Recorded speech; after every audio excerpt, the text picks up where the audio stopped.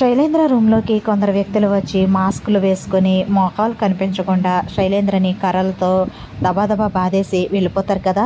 తర్వాత డాక్టర్ గారు వచ్చి ట్రీట్మెంట్ చేస్తూ ఉంటారు కదా. ఇంకా డాక్టర్ గారితో శైలేంద్ర, ప్లీజ్ డాక్టర్, నన్ను ఇక్కడి నుంచి ఎలా అయినా బయటపడే మార్గాన్ని చూపించండి డాక్టర్, నేను వీళ్ళ టార్చర్ని భరించలేకపోతున్నాను డాక్టర్, నన్ను తప్పించండి డాక్టర్ ఇక్కడి నుంచి అని బ్రతిమాలుతూ ఉంటాడు శైలేంద్ర. డాక్టర్ గారు నవ్వుతూ, కర్మఫలాన్ని అనుభవించాల్సిందే శైలేంద్ర అని అంటారు. ఏంటి డాక్టర్, మీరు డాక్టర్ అయ్యుండి ఒక ప్రాణాన్ని కాపాడకుండా వేదాంతాలు చెప్తారేంటి అని అంటాడు శైలేంద్ర. నేను నీ ప్రాణాలు కాపాడడానికి ట్రీట్మెంట్ చేయడానికి వచ్చాను కదా శైలేంద్ర, కాపాడుతున్నాను కదా అని అంటాడు డాక్టర్ గారు.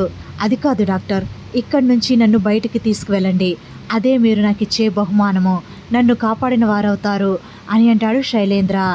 అలా అయితే చాలా కష్టం Shailendra, full security, full CCTV అండర్లో ఉన్నాం మనం, ఆ విషయాలన్నీ నన్ను అడక్కు శైలేంద్ర అని అంటాడు డాక్టర్ గారు. ఏంటి డాక్టర్ మీరు ఇలా మాట్లాడతారు అని అంటాడు శైలేంద్ర. శైలేంద్ర, డాక్టర్గా నీకు ఒక సలహా చెప్పనా, మనం చేసిన పనులు బట్టే మనల్ని మన కర్మలు వెంటాడుతూ ఉంటాయి.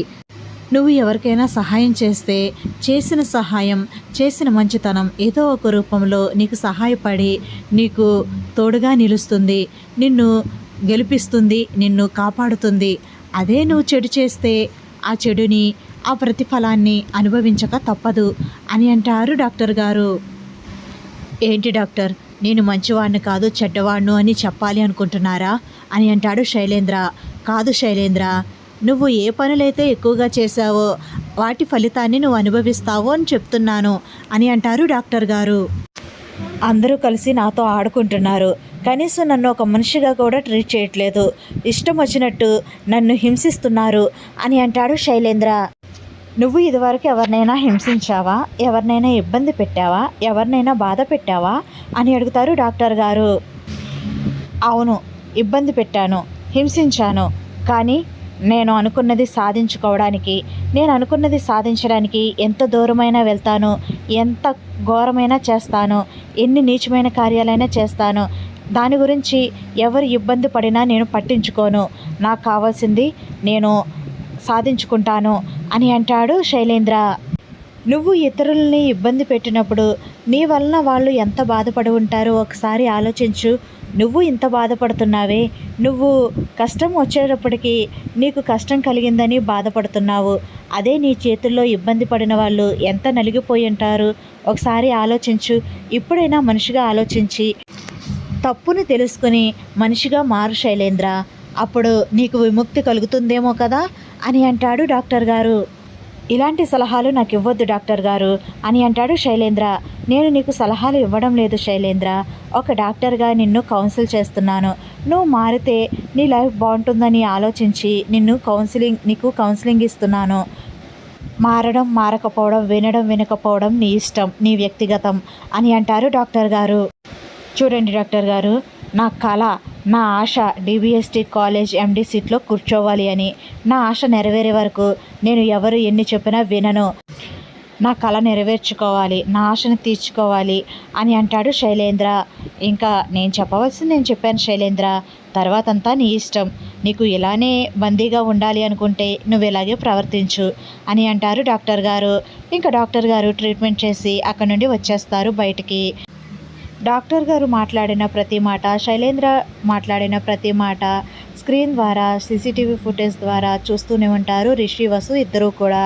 డాక్టర్ గారు రిషి, వసు దగ్గరికి వచ్చి మీరు తను మారతారేమో అని కౌన్సిలింగ్ ఇప్పించమన్నారు, కానీ ఎలాంటి ప్రయత్నం చేసినా తను మారే అవకాశం లేదు, తను అనుకున్నది సాధించే వరకు, డిబిఎస్టి ఎండీగా బాధ్యతలు చేపట్టే వరకు ఇలాంటి కుట్రలు కుతంత్రాలు మానను అని ఖచ్చితంగా చెప్తున్నాడు.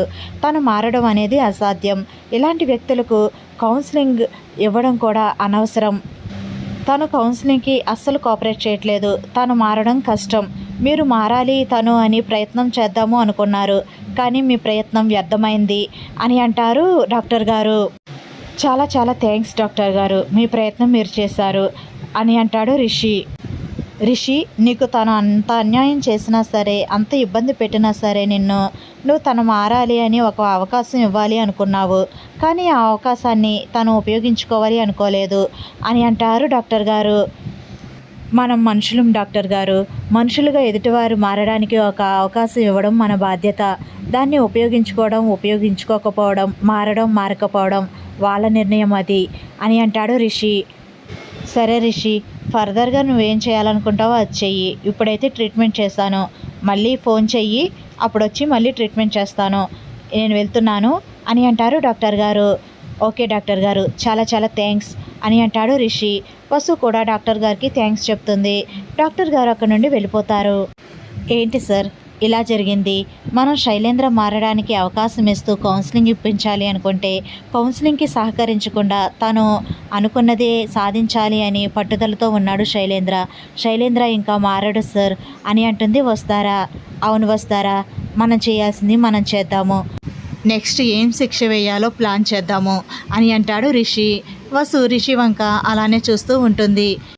ఏంటి అలా చూస్తున్నావు అని అంటాడు రిషి. ఏం లేదు సార్, మనకంత అన్యాయం చేసినా, అంత ద్రోహం చేసినా సరే ఒక అవకాశం ఇవ్వాలని అనుకున్నారు మీరు మారడానికి శైలేంద్ర. మీది ఎంత మంచి మనసు సార్ అని అంటుంది వస్తారా. అవకాశం ఇచ్చాము, దాన్ని సద్వినియోగం చేసుకోలేదు కదా. మనం చేయవలసింది మనం చేద్దాము.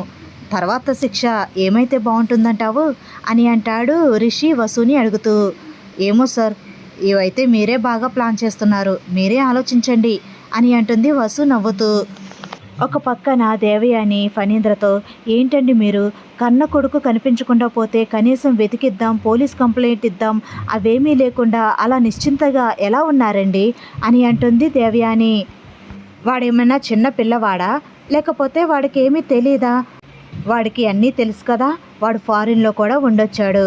నువ్వు అనవసరంగా కంగారు పడకు, వాడెక్కడున్నా సరే 2-3 రోజుల్లో ఇంటికి వచ్చేస్తాడు. ఆ ధైర్యంతోనే నేనున్నాను అని అంటారు ఫణీంద్ర. ఏమోనండి, నా కాళ్ళు చేతులు ఆడట్లేదు. కన్న కొడుకు ఏమయ్యాడో తెలియక నా గుండె ఎంత విలిపిస్తుందో మీకేం తెలుసు అని అంటుంది దేవయాని. ఇది వరకు రిషి కనిపించకపోతేనే మనం కంప్లైంట్ ఇవ్వలేదు, రిషి ఎక్కడ బాధపడతాడో అని. రిషి ఎక్కడో చోట క్షేమంగానే ఉన్నాడు కదా, మళ్ళీ తిరిగి వచ్చాడు కదా.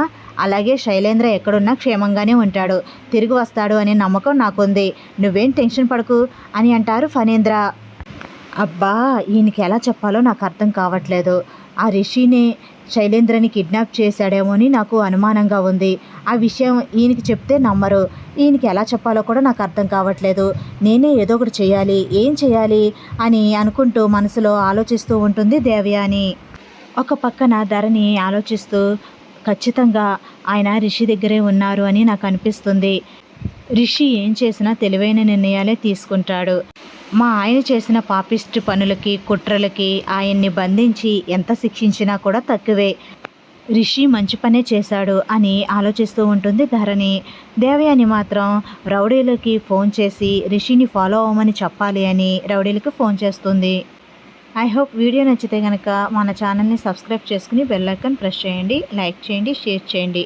మీ అభిప్రాయాన్ని కామెంట్ రూపంలో నాకు తెలియచేయండి. Thanks for watching. Bye bye.